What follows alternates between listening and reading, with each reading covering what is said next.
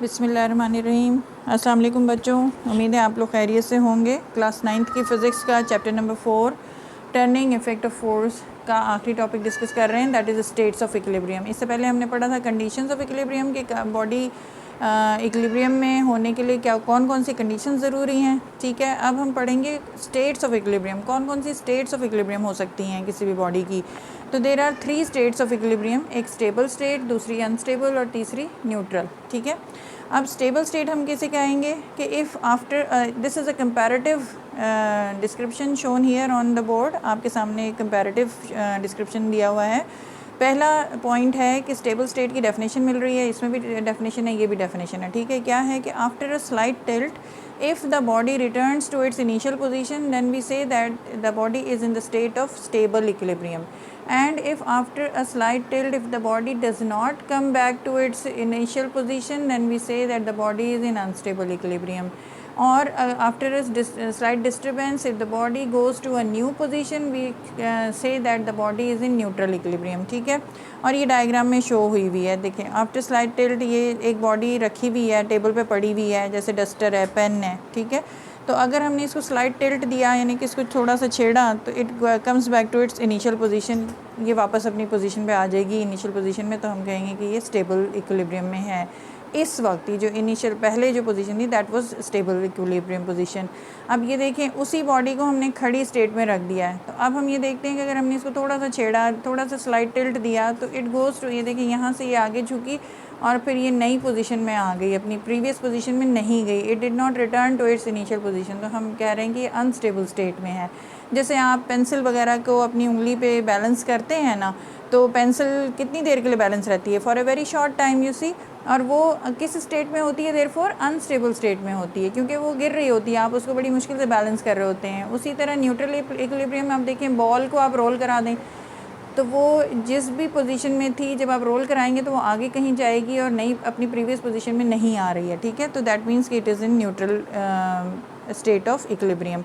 अब इसमें इन तीनों में एक बहुत ख़ास डिफरेंस और है, वो है दूसरा कि सेंटर ऑफ ग्रेविटी जो है स्टेबल स्टेट में हमेशा एट इट्स लोएस्ट हाइट होती है, लोएस्ट पॉइंट कह लें, एट इट्स लोएस्ट हाइट होना चाहिए। ठीक है, जबकि अनस्टेबल में centre of gravity is at its highest point, और न्यूट्रल इक्विलिब्रियम में the centre of gravity remains same. यानी कि सेंटर ऑफ ग्रेविटी यानी बॉडी इक्विलिब्रियम में ज़रूर है और वो लेकिन सिचुएशंस इस तरह से हैं कि जैसे ये देखें, यहाँ पे सेंटर ऑफ ग्रेविटी की हाइट h1 ये दी हुई है।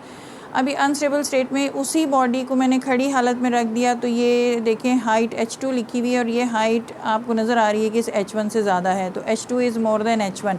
तो it this height of the centre of gravity more than the height of the center of gravity in this position of the body is making this position of the body as unstable, as in unstable equilibrium। इसको वो unstable बना रही है equilibrium में stable मतलब equilibrium में है, balanced है, no net force is acting on it, लेकिन ये अनस्टेबल इक्विलिब्रियम है क्योंकि इसको ज़रा छेड़ा नहीं और ये नई पोजीशन में आई नहीं। क्यों ये चीज़ क्यों हो रही है? Because of its centre of gravity at its highest position. ठीक है, हाईएस्ट पॉइंट।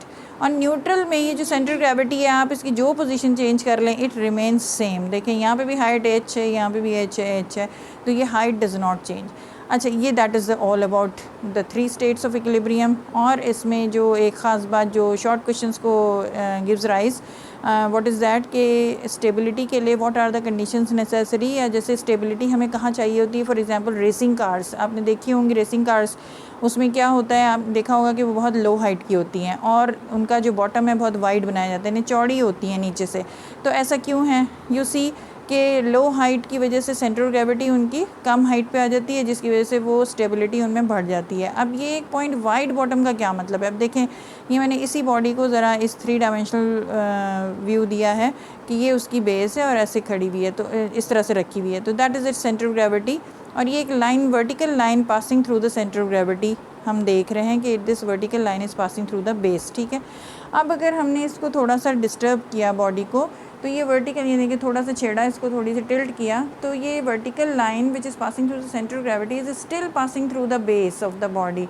तो हम कहेंगे कि ये अभी भी स्टेबल इक्विलिब्रियम में है और बॉडी अगर इतनी थोड़ी सी टेढ़ी हो भी गई है तो ये वापस अपनी स्टेट में आ जाएगी। ठीक है, इसने टॉपल डाउन नहीं होना, गिरना नहीं है। अब तीसरी पोजीशन देखें, इसी बॉडी को हमने और छेड़ा और टिल्ट किया तो वी सी दैट की जो वर्टिकल लाइन है which is passing through the centre of gravity is no more passing through the base of the body. ये देखें तो ये इसको क्या कर रही है, अनस्टेबल कर रही है और इस हालत में बॉडी गिर जाएगी, ठीक है ना, अपनी नई पोजीशन में आ जाएगी। जबकि हमें रेसिंग कार्स में क्या होता है, देखें बहुत स्पीड के साथ हमने बॉडी को, कार को स्टेबल भी रखना होता है कि वो थोड़े से जर्क्स भी आएँ और थोड़ी बहुत हिले डुले, थोड़ी टिल्ट हो तो वो गिरे ना, टॉपल ना हो, इस हालत में ना आए। तो उसके लिए हम क्या करेंगे कि अगर हम बेस बड़ी कर दें, चौड़ी कर दें, so that the vertical line passing through the centre of gravity is always passing through the base, तो वो हमेशा स्टेबल स्टेट ऑफ इक्विलिब्रियम में रहेगी। तो इसलिए racing cars are normally made of low height and of wide bottom for stability. तो ये एक सवाल छोटा सा यहाँ पूछा जाता है जिसमें आपने ये दोनों बातें लिखनी हैं, ठीक है। तो that was about the states of equilibrium. उम्मीद है आपको ये बहुत समझ आई होगी टॉपिक की, और ये काफ़ी इम्पॉर्टेंट है लॉन्ग क्वेश्चन के लिहाज से। ये लॉन्ग क्वेश्चन में बहुत दफ़ा ये पूछा जाता है कि लॉन्ग क्वेश्चन के describe the states of equilibrium. ये आपके सामने मैंने बिल्कुल इसी तरह बना दिया है। ये बिल्कुल आप इसी तरह डायग्राम बना सकते हैं, पॉइंट्स डिफरेंस दिखा सकते हैं, और ये वाले पॉइंट आप नीचे अलग से लिख सकते हैं। तो अगली वीडियो का इंतज़ार करें जिसमें हम आगे की टॉपिक्स को डिस्कस करेंगे। एक छोटा सा टॉपिक और रहता है इसका, वो मैं अगली वीडियो में डिस्कस करूँगी और फिर हम चैप्टर फिनिश करेंगे। और तब तक इंतज़ार करें और फ़िज़िक्स पेज चैनल को याद रखें, बार बार इनमें से वीडियोज़ आप देखें, इनको इनमें से आप फ़ायदा उठाएं, अपने फ्रेंड्स को बताएं, इसको लाइक करें, सब्सक्राइब करें, शेयर करें आपस में, ताकि ज़्यादा से ज़्यादा फ़ायदा उठा सकें आप लोग। और मुझे इजाज़त दें। अल्लाह हाफ़िज़। अल्लाह ताला अपने हिफ्ज़-ओ-मान में रखे। आप लोगों को बहुत शुक्रिया।